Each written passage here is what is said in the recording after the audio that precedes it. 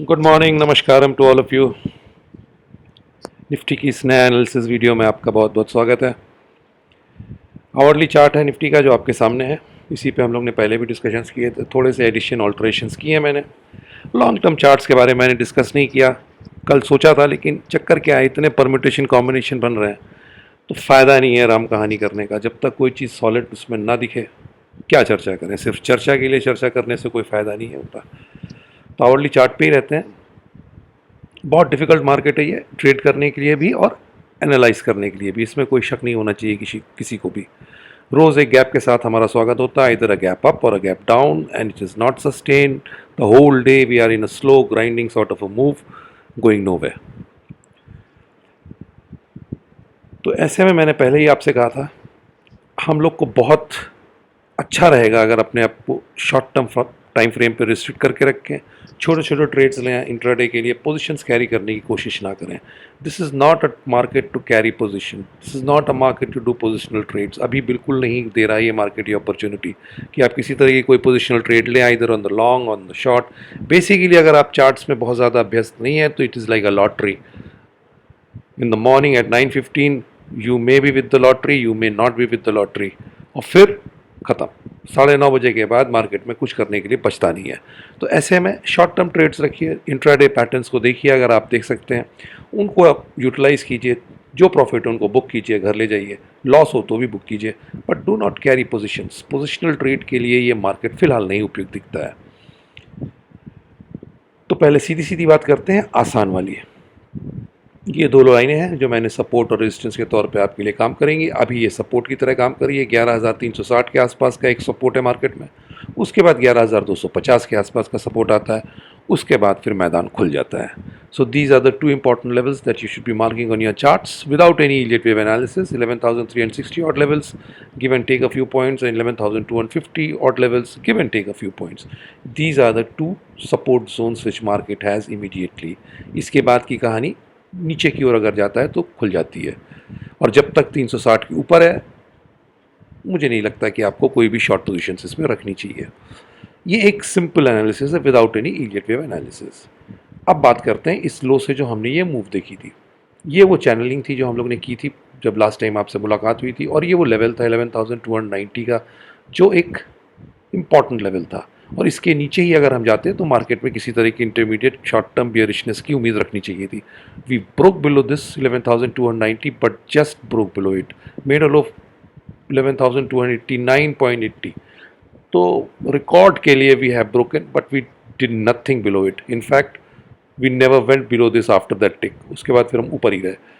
आज के लिए भी, कल के लिए भी, और आने वाले हफ्ते के लिए भी, this is still the most important level, that is 11,290।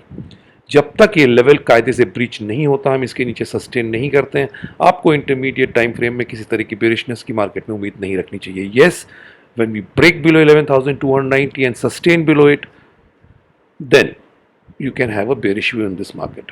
तो this still remains a valid level. बात करते हैं इस मूव की। आप इसको इम्पल्सिव अगर गिनना चाहते हैं तो there is 1, there is 2, and then this is the third, and then you can put a fourth here if you want. जैसे ही आप इस तरह की मार्किंग करते हैं, इसको अगर हम मार्क करके रखें, if you start your counts 1, 2, 3 and a 4, and then you go for a fifth. The moment you do this kind of a marking, पहली चीज़ जो आप एंटिसिपेट करेंगे वो ये कि एक फिफ्थ वेव हमें 11,461 के ऊपर ले जाएगी, जो पेंडिंग है और जो शायद यहाँ से चल रही है। लेकिन ये सोच आपकी मार्केट निगेट कर देगा। This is not going to happen in this market for a very simple reason. Third को फोर्थ ने 61.8% से ज़्यादा रिट्रेस कर दिया है। If you see, if this is the start of the third wave and this is the termination of the third wave, then we have done almost 61.8% of retracement. पहली चीज़। दूसरी चीज़, third wave extended है। इस पूरे impulse में third wave extended है, और उसके साथ थर्ड वेव को फोर्थ वेव ने 61.8% रिट्रेस कर दिया है। तो फिर साहब फिफ्थ वेव को हर हालत में फेल हो जाना है। it is not going to move above 11,461. So if this is the count that you are doing on your charts, be prepared for a fifth wave failure. Fifth wave 11,461 के ऊपर नहीं जाएगी, ये बिल्कुल कंफर्म है, इसमें कोई रॉकेट साइंस नहीं है. This is simple Elliott wave analysis. See, third wave has extended. It is the extended wave. It has done more than 161% of wave 1. Wave 4th is approximately 61.8% of wave 3. The story closes. Fifth wave cannot move over the high of third wave.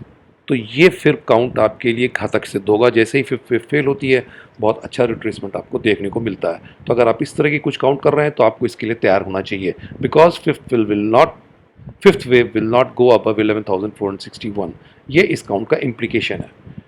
दूसरी count इस पर अगर आप कुछ रखना चाहें तो mark मैं नहीं करता हूँ, खाली बता देता हूँ. A B C then X, A B and then we are moving into a corrective pattern. इस केस में जो अपर साइड रेंज आती है वो 11,490 से 11,510 की आती है. ये रेंज तभी खुलती है जब हम 11,461 के ऊपर जाते हैं. See the important thing is on the upside we have to move above 11,460, the previous high. Once we move above that high, this is the range that is opened up. So please remember, if you see these levels 11,490, 11,510, it is not an impulse that is moving, it is a corrective move that is moving. A, B, C, X, A, B, most probably in the C, or will form something else on the sideways. So the key level on the upside 11,460. Once we move above it, these are the levels that you can see.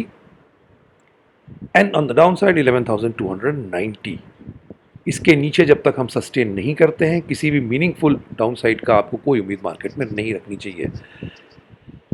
Long term charts को mark करने की कोशिश नहीं करूंगा, क्योंकि अभी उसमें 2, 3, 4 possibilities exist कर रही हैं. मार्केट को कुछ कॉन्क्रीट बताने दीजिए, कहीं जाके कुछ मूव्स को फ्रीज होने दीजिए. अभी आप खुद ही देख रहे हैं मार्केट बहुत कॉम्प्लेक्स नेचर में चल रहा है, और ऐसी कॉम्प्लेक्सिटीज़ में अगर आप लॉन्ग टर्म चार्ट्स को मार्क करने चले जाएंगे तो यकीन मानिए आपको कई पॉसिबिलिटीज़ डालनी पड़ेगी, और अंत में जब कुछ आएगा नतीजा तो पता चलेगा कुछ और ही आ गया, उनमें से कोई पॉसिबिलिटी प्ले आउट नहीं हुई. सो इसीलिए शॉर्ट टर्म चार्ट में ही रिस्ट्रिक्ट कर रहे हैं अपने आप को. ये वो लेवल्स हैं 11,461 जो आपकी ऊपर की तरफ का रेजिस्टेंस है, उसके पार होते ही ये लेवल्स आपके लिए खुल जाएंगे. These are the conservative side of the levels. We can still move higher, but this is the optimum zone, normal zone where we can see the market if we move above 11,460. नीचे की तरफ 11,290 ये अहम level है. इसके नीचे जाते ही बिरिशनेस market में इंटरमीडिएट शॉर्ट टर्म के लिए आपको देखना पड़ेगा, सस्टेन करना चाहिए इसके नीचे, ऐसे नहीं जैसे इसने किया था. So this is the key level. ये दो सपोर्ट है 11,360 के और 11,250 के. इसके नीचे अगर हम जाते हैं तो फिर 11,100. अगर ये इम्पल्स है यहाँ से यहाँ तक आप काउंट करेंगे 1, 2, 3, तो फिफ्थ वेव फेल होने को तैयार है. अगर यहाँ पे फोर्थ है और अगर ये करेक्टिव है तो फिर एक ऊपर की साइड का मूव अभी और बाकी है. So that is it. कुल मिला के लेवल्स को ध्यान रखिएगा, और एक छोटी सी सलाह है, अगर माने इस मार्केट में फ़िलहाल ट्रेड बनता नहीं है. ये मार्केट कहीं ना कहीं कोई ना कोई साइड ब्रेकआउट या ब्रेक डाउन दे, उसके बाद ही इसमें जाना चाहिए, क्योंकि जिस तरीके से ये चल रही है ये बहुत कॉम्प्लेक्स नेचर है मूवमेंट का, और इसको आप इंट्राडे में लाइव चार्ट्स में अगर एनालाइज करेंगे तो ठीक है 10-15 पॉइंट की मैं बात नहीं करता हूँ, लेकिन बाकी मज़ा नहीं आएगा. पोजिशनल ट्रेड्स इसमें कहीं से बनते नहीं हैं, तो थोड़ा वेट कीजिए. But these are the important levels and important patterns that can play out in the market. Keep this in mind. So thank you. खुदा हाफिज़. नमस्कार. जय हिंद.